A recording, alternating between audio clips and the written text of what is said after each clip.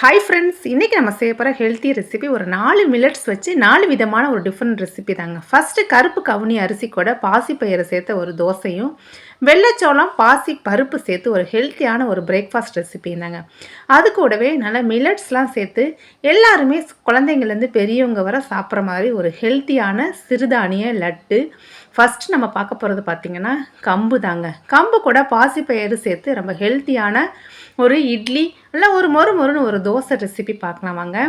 First நாம் கம்பை ஊற வச்சிடலாம். இந்த ரெசிபி செய்கிறதுக்கு நீங்கள் உங்கள்கிட்ட இருக்க கப்பில் எதில் வேணாலும் மெஷர் பண்ணி எடுத்துக்கலாம். நான் இன்றைக்கி 3 கப்பு அளவுக்கு கம்பு எடுத்துக்கிறேங்க. அதே கப்பிலையே 1 கப்பு அளவுக்கு பாசி பயிறு எடுத்துக்கலாம். இதை நல்லா தண்ணி ஊற்றி ஒரு 4லேருந்து 5 டைம் வாஷ் பண்ணிவிட்டு இது மூழ்கிற அளவுக்கு தண்ணி சேர்த்து ஒரு 7 மணிலேருந்து 8 மணி நேரம் ஊற வைக்கணுங்க. அப்போ தான் நமக்கு பாசி பயிறு கம்புலாம் ஊறி வரும். மெஷர் பண்ண கப்பிலையே 1 கப்பு அளவுக்கு தோல் உளுந்து, 1/2 ஸ்பூன் வெந்தயம் சேர்த்து இதையும் நல்லா வாஷ் பண்ணிவிட்டு ஊற வச்சிடலாம். உளுந்து ஒரு 3லேருந்து 4 மணி நேரம் ஊறினா போதும். பாருங்கள், நமக்கு கம்பு பாசிப்பயிறு இந்த அளவுக்கு ஊறி வரணும். பாசிப்பயிறு எடுத்தோன்னா இந்த அளவுக்கு நசுங்கப்பட்டு வரணும். அப்போ தான் நமக்கு நல்லா அரைப்படும். உளுந்துமே நமக்கு நல்லா ஊறி வந்துருச்சு. மெஷர் பண்ண கப்பிலையே ஒரு 1/2 கப் அளவுக்கு அவல் சேர்த்து அதையும் வாஷ் பண்ணிவிட்டு ஒரு 10 நிமிஷம் ஊற வச்சா போதுங்க. அது நம்ம ஃபஸ்ட்டு கிரைண்டரில் தான் அரைக்க போகிறோம். ஃபஸ்ட்டு உளுந்தை சேர்த்து நல்லா பந்து போல் நல்லா மைய அரைச்சி எடுத்துக்கலாங்க.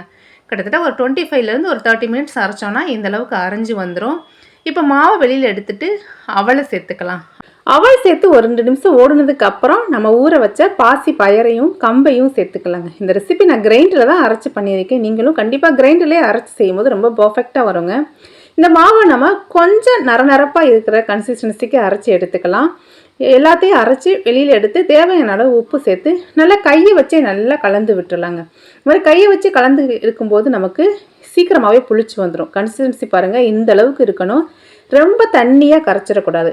இதை மூடி வச்சு ஒரு 5லேருந்து ஒரு 6 மணி நேரம் புளிக்க வச்சிடலாங்க. ஒரு 6 மணி நேரத்துலேயே நமக்கு மாவு நல்லா இந்த அளவுக்கு பொங்கி வந்துடும். இதை லைட்டாக இந்த மாதிரி ஜென்டெல்லாம் மிக்ஸ் பண்ணி விட்டுடலாம். பாருங்கள், மாவு இந்த கன்சிஸ்டன்சியில் இருக்கணும். அப்போ தான் நமக்கு இட்லி பர்ஃபெக்டாக வரும். இப்போ இட்லி பாத்திரத்தில் ஸ்டீம் நல்லா வந்ததுக்கப்புறம் நம்ம மாவை உள்ளே சேர்த்து ஒரு ஹை ஃப்ளேமில் ஒரு 10லேருந்து 12 நிமிஷம் வேக வச்சு எடுத்துக்கலாங்க. இப்போ இதுக்கு ஒரு சட்னி பாத்திரலாம். ஒரு கொஞ்சமாக தேங்காய் துருவல் தேவையான அளவு எடுத்துக்கலாம். ஒரு சின்ன துண்டு இஞ்சி, காரத்துக்காக பச்சை மிளகாய் ஆட் பண்ணிக்கலாம். ஒரு 4-5 புதினா இலை, 1 ஸ்பூன் அளவுக்கு பொட்டுக்கடலை சேர்த்து இதை அரைச்சி தாளிப்பு கொடுத்து எடுத்தோன்னா இந்த சட்னி ரெடிங்க. இந்த சட்னி பார்த்திங்கன்னா நமக்கு கொஞ்சம் தண்ணியாக இருக்கணும். இந்த மாதிரி கொஞ்சம் நீர்க்க இருக்கணும்.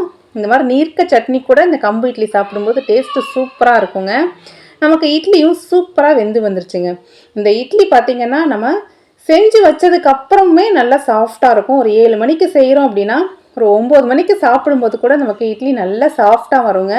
கண்டிப்பாக இந்த கம்பு ரெசிப்பியை ட்ரை பண்ணி பாருங்கள்.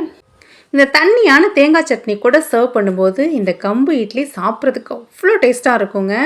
டயபெட்டிஸுக்கு ரொம்ப ரொம்ப நல்லதுங்க கம்பு உடம்புக்கு நல்ல குளிர்ச்சியக்கூடிய ஒரு தானியம். நம்ம அடிக்கடி கம்பை உணவில் சேர்த்துக்கிறது ரொம்ப ரொம்ப நல்லதுங்க. இதே மாவு வச்சு நம்ம கிறிஸ்பியான தோசை கூட செய்யலாங்க. ஒரு தோசை மாவு கன்சிஸ்டன்சிக்கு இதில் ஓரளவுக்கு தண்ணி விட்டு கரைச்சி எடுத்துக்கலாம். மாவுலாம் நல்லா அருமையாக ஊற்ற வருங்க. நல்லா எண்ணெய் விட்டு 2 சைடும் திருப்பி விட்டு வேக வச்சு எடுத்தோன்னா இந்த கிறிஸ்பியான கம்பு தோசை ரெடிங்க. இந்த மாவை நம்ம ஒரு 3லேருந்து ஒரு 4 நாள் வரை ஸ்டோர் பண்ணி வச்சுக்கலாம். ரொம்ப அதிகமாக நம்ம ஸ்டோர் பண்ணி வச்சோம் அப்படின்னா இந்த மில்லட்ஸ்லாம் சீக்கிரமாக புளிச்சு வந்துடுங்க. அவ்வளோதாங்க, இந்த ஹெல்த்தியான கம்பு இட்லி தோசை ரெசிபி ரெடி ஆயிடுச்சு. நீங்களும் இந்த ரெசிப்பியை ட்ரை பண்ணி பார்த்துட்டு மறக்காமல் கமெண்ட் பண்ணுங்கள் ஃப்ரெண்ட்ஸ். இந்த வீடியோ யூஸ்ஃபுல்லாக இருந்தால் ஒரு லைக் ஷேர் கொடுங்க. அடுத்து நம்ம பார்க்க போகிற ரெசிபி பார்த்திங்கன்னா கருப்பு கவுனி அரிசி கூட பாசி பயறு சேர்த்து ரொம்ப ஹெல்த்தியான ஒரு பிரேக்ஃபாஸ்ட்டு தோசை ரெசிபி தாங்க. அதுக்கு ஆப்ட் ஆகிற மாதிரி ஒரு சட்னி கூட பார்க்கலாம் வாங்க. இதுக்கு நான் 2 கப் அளவுக்கு கருப்பு கவுனி அரிசி எடுத்துக்கிறேன். அதே கப்பிலையே 2 கப் அளவுக்கு பாசி பயறு எடுத்துக்கலாங்க. கருப்பு கவுனியும் பாசி பயரும் ஈக்குவல் குவான்டிட்டியில் எடுத்துக்கலாம். அதே கப்பிலையே ஒரு 1/2 கப் அளவுக்கு தோல் உளுந்து எடுத்துக்கிறேன். ஒரு 1/2 ஸ்பூன் அளவுக்கு வெந்தயம் சேர்த்துக்கலாம். இதை எல்லாத்தையும் நல்லா தண்ணி விட்டு ஒரு 3லேருந்து 4 டைம் நல்லா வாஷ் பண்ணிவிட்டு தண்ணி ஊற்றி ஒரு 10லேருந்து 12 மணி நேரமாவது ஊறணுங்க. 10லேருந்து 12 மணி நேரம் ஊறினா தான் நமக்கு அரிசி நல்லா அரைக்க முடியும். இதை நம்ம மிக்சியில் தான் அரைக்க போகிறோம். அதனால் நல்லா ஊற வச்சுருங்க. இப்போ ஊற வச்ச எல்லாத்தையும் ஒரு மிக்சி ஜாருக்கு மாற்றி நல்லா ஃபைனாக அரைச்சிடலாங்க. எந்த அளவுக்கு முடியுமோ அந்தளவுக்கு அரைச்சி எடுத்துக்கலாம். அரைச்ச எல்லாத்தையும் இந்த மாதிரி ஒரு மிக்சிங் பவுலுக்கு சேர்த்துக்கலாங்க. இந்த மாவை இன்றைக்கி நான் ஒரு 3 பேட்சாக பிரித்து அரைச்சி எடுத்துக்கிறேன். நம்ம ஒரேடியாக அரைக்க முடியாது, ஸ்ட்ரக் ஆயிரும். இப்போ இதுக்கு தேவையான அளவு உப்பு சேர்த்து நல்லா கலந்து விட்டுலாங்க. இந்த மாவு தோசை பார்த்திங்கன்னா இன்ஸ்டண்ட்டாகவே நம்ம செய்யலாங்க, புளிக்க வைக்கணுங்கிறதெல்லாம் இல்லை. இப்போ மாவு இருக்கட்டும், இதுக்கு சூப்பரான ஒரு சட்னி பற்றலாம். ஒரு பேனில் கொஞ்சமாக எண்ணெய் விட்டு உளுந்து பொரிஞ்சதுக்கப்புறம் ஒரு பெரிய சைஸில் ஒரு சின்ன வெங்காயம், ஒரு துண்டு இஞ்சி, ஒரு 4 பல்லு பூண்டை இது கூட சேர்த்துக்கலாம். இன்றைக்கி நம்ம பார்க்க போகிறது பார்த்திங்கன்னா கேப்சிகம் சட்னி தான். இதுக்கு தேவையான அளவு பச்சை மிளகாய் ஆட் பண்ணிக்கலாம். ஒரு சின்ன தக்காளியில் ரொம்ப அதிகம் தேவைப்படாது, ஒரு சின்ன தக்காளி போதும்.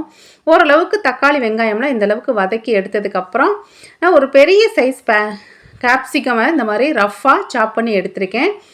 இதையும் அது கூட சேர்த்துக்கலாம். இது கூடவே ஒரு சின்ன துண்டு புளி சேருங்க. அந்த புளிப்பு சுவையோடு இந்த சட்னி சாப்பிடும்போது டேஸ்ட் நல்லாயிருக்கும். இது கூடவே கொஞ்சமாக புதினா, நல்லா கை நிறைய மல்லி இலை சேர்த்துக்கலாங்க. மல்லி இலை இந்த தண்டோடையே நல்லா வாஷ் பண்ணிவிட்டு சேருங்க, டேஸ்ட் நல்லாயிருக்கும். எல்லாத்தையும் சேர்த்து ஓரளவுக்கு வதக்கிடலாங்க. கேப்சிகம்லாம் ரொம்ப ஃபைனாக வதங்கணுங்கிறது இல்லை, லைட்டாக ஓரளவுக்கு வதங்கினா போதும். இதுக்கு தேவையான உப்பு சேர்த்து தண்ணி ஊற்றிலாம் அரைக்க வேணாங்க. நம்ம அரைச்சாலே நல்லா ஓரளவுக்கு தண்ணியாக தான் இருக்கும். இதுக்கு ஒரு சின்னதாக ஒரு தாளிப்பு கொடுத்து மிக்ஸ் பண்ணி இறக்கணுன்னா இந்த கேப்சிகம் சட்னி சாப்பிட்றதுக்கு அவ்வளோ டேஸ்ட்டாக இருக்குங்க. கண்டிப்பாக இந்த ரெசிப்பியை ட்ரை பண்ணி பாருங்கள். இதே மாவை வச்சு நம்ம பாருங்கள் இப்போ தோசை செய்ய ஆரம்பித்தாச்சு. இந்த மாவை நம்ம புளிக்க வச்சும் ட்ரை பண்ணலாம், நம்ம புளிக்க வைக்காமையே செஞ்சாலுமே நல்லா இருக்குங்க. நான் இன்றைக்கி இன்ஸ்டண்ட்டாக தான் செஞ்சு காமிச்சிருக்கேன்.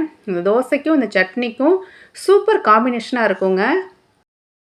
கருப்பு கவுனி அப்படின்னா ஒரு கஞ்சி மட்டுமே ட்ரை பண்ணாமல் கொஞ்சம் இந்த மாதிரி பிரேக்ஃபாஸ்ட் ரெசிபிலாம் ட்ரை பண்ணி பாருங்கள். இந்த மாதிரி காம்பினேஷனில் ட்ரை பண்ணி பார்த்துட்டு மறக்காமல் கமெண்ட் பண்ணுங்கள் ஃப்ரெண்ட்ஸ். எப்போவுமே தக்காளி சட்னி, தேங்காய் சட்னி அந்த மாதிரி ட்ரை பண்ணாமல் கொஞ்சம் டிஃப்ரெண்ட்டாக இந்த மாதிரி வெஜிடபிள்ஸ்லாம் வச்சு நம்ம சட்னி ப்ரிப்பேர் பண்ணும்போது இந்த மாதிரி மில்லட்ஸு தோசை இட்லியெல்லாம் கிட்ஸ்லாம் லைக் பண்ணி சாப்பிடுவாங்கங்க.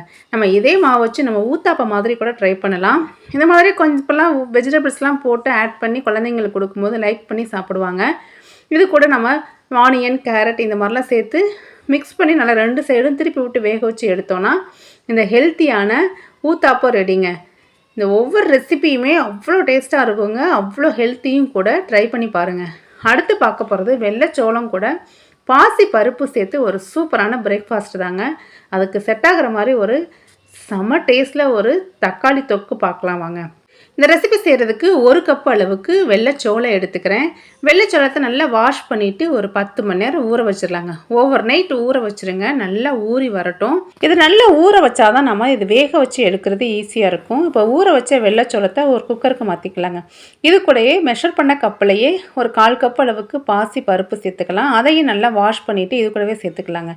நமக்கு தேவைப்பட்டுச்சு அப்படின்னா இந்த வெள்ளைச்சோளத்தை மிக்சிக்கு மாற்றி பல்ஸ் மோடில் 2 டைம் அரைச்சிட்டு அதுக்கப்புறம் மிக்சியில் போட்டு வேக வச்சா கூட நமக்கு ஈஸியாக வெந்து வந்துடுங்க.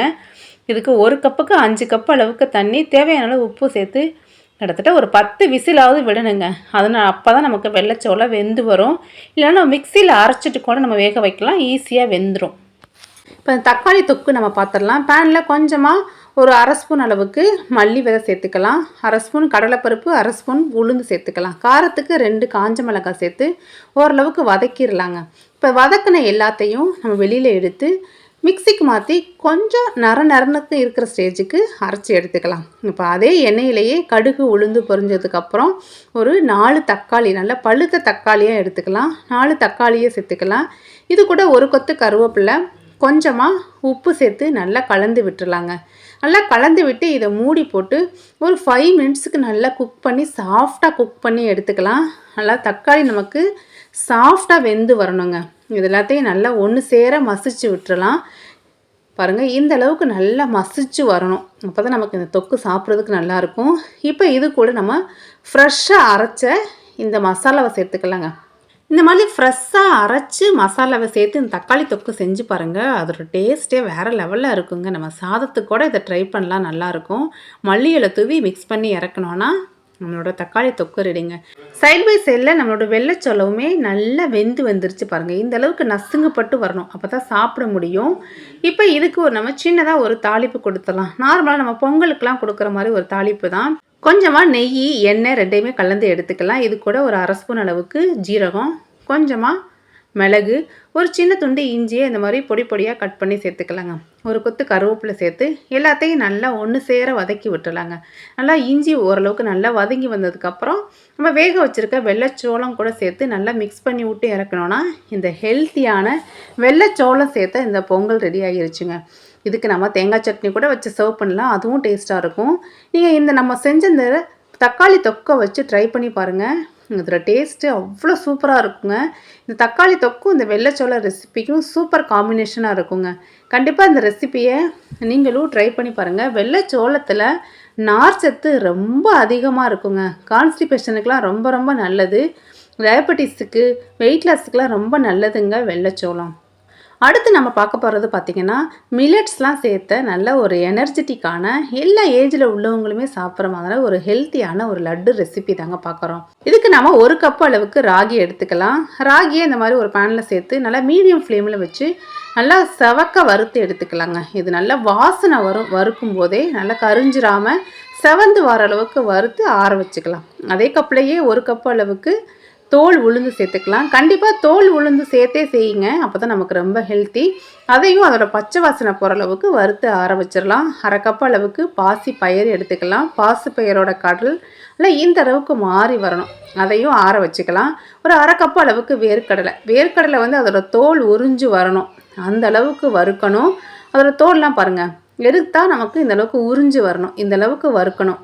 இது கூடவே ஒரு 1/4 கப் அளவுக்கு பொட்டு கடலை சேர்த்துக்கலாம். அது கூடயே ஒரு 1/4 கப் அளவுக்கு எள்ளு சேர்த்துக்கலாங்க. எள்ளு ரொம்ப அதிகமாக சேர்க்கலைனாலும் ஒரு 2 ஸ்பூனாவது கண்டிப்பாக சேருங்க, அப்போ தான் டேஸ்ட் நல்லாயிருக்கும். எள்ளு நல்லா இந்த அளவுக்கு பொரியணுங்க, நல்லா இந்த மாதிரி சடச்சடன்னு வெடிக்கணும், அந்த அளவுக்கு வறுத்து ஆற வச்சிடலாம். இப்போ ஆற வச்ச எல்லாத்தையுமே ஒரு மிக்ஸி ஜாருக்கு தனித்தனியாக மாற்றி அரைச்சிக்கலாம். இது கூட வாசனைக்காக ஒரு 4-5 ஏலக்காய் சேர்த்துக்கலாம். இந்த பாருங்கள், முடிஞ்ச அளவுக்கு ஃபைனாக அரைச்சிக்கலாம். வறுத்த எல்லாத்தையுமே இந்த மாதிரி ஒரு மிக்சிங் பவுலுக்கு சேர்த்துக்கலாம். இப்போ உளுந்து அரைச்சி எடுத்துக்கிறேன். உளுந்து, ராகி எல்லாத்தையுமே தனித்தனியாக அரைச்சி எடுத்துக்கலாங்க. பாருங்கள், எந்த அளவுக்கு முடியுமோ அந்த அளவுக்கு ஃபைனாக அரைச்சிடலாம். நமக்கு வேர்க்கடலையை மட்டும் கொஞ்சம் கொரப்பாக அரைச்சி எடுத்துக்கலாங்க. தோல்லாம் எடுத்துட்டு ரொம்ப ஃபைனாக அரைச்சோன்னா எண்ணெய் பிரிஞ்சு வந்துடும்.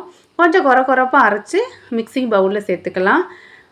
பொட்டுக்கடலையும் எல்லையும் கொஞ்சம் நரன்னு இருக்கிற ஸ்டேஜுக்கு அரைச்சி எடுத்துக்கலாங்க. அரைச்சி எல்லாத்தையும் நல்லா ஒன்று சேர கலந்து மிக்ஸ் பண்ணி எடுத்துக்கலாங்க. இப்போ இந்த மாவு ஓரமாக இருக்கட்டும். இப்போ ஒரு பேனில் 1/2 கப்பு அளவுக்கு வெல்லம் எடுத்துக்கலாங்க. மெஷர் பண்ண கப்புலையே 1/2 கப்பு வெல்லம், 2/2 கப்பு அளவுக்கு தண்ணி சேர்த்துக்கலாம். சேர்க்குற வெல்லத்தை விட 1 கப்பு எக்ஸ்ட்ரா தண்ணி சேர்த்துக்கலாம். தண்ணி சேர்த்து இது நல்லா மிக்ஸ் பண்ணி கரைச்சி எடுத்துக்கலாங்க.